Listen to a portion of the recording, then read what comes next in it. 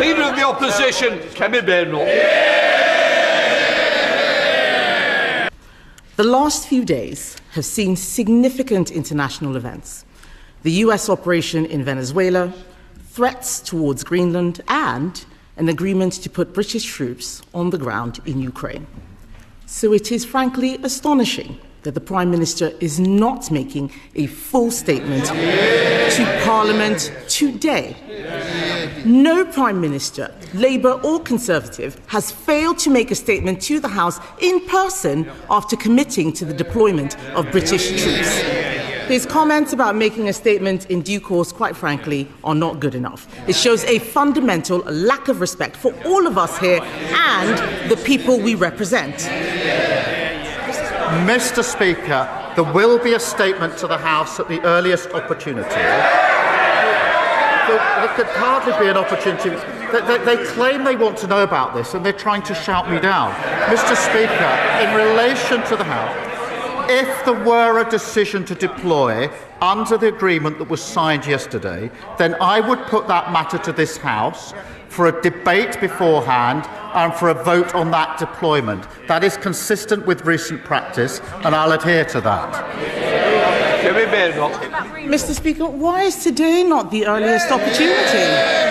The truth is, the Prime Minister does not want everybody in this House to be able to ask him questions. So he leaves it just to Prime Minister's questions half an hour. Please.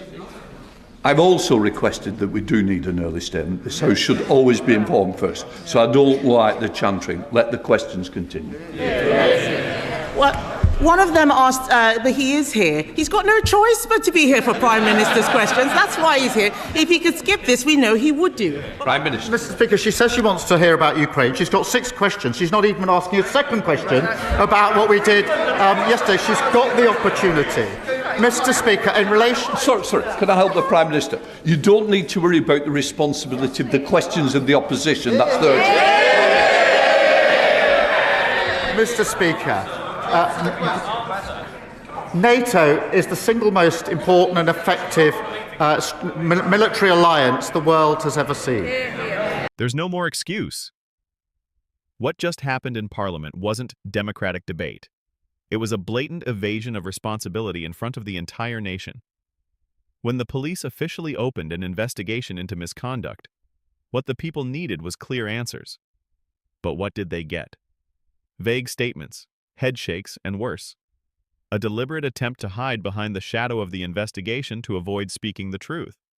Most notably, the Speaker of the House nearly lost patience. He stated bluntly, "There's no rule against answering. So why the silence? Why the evasiveness?"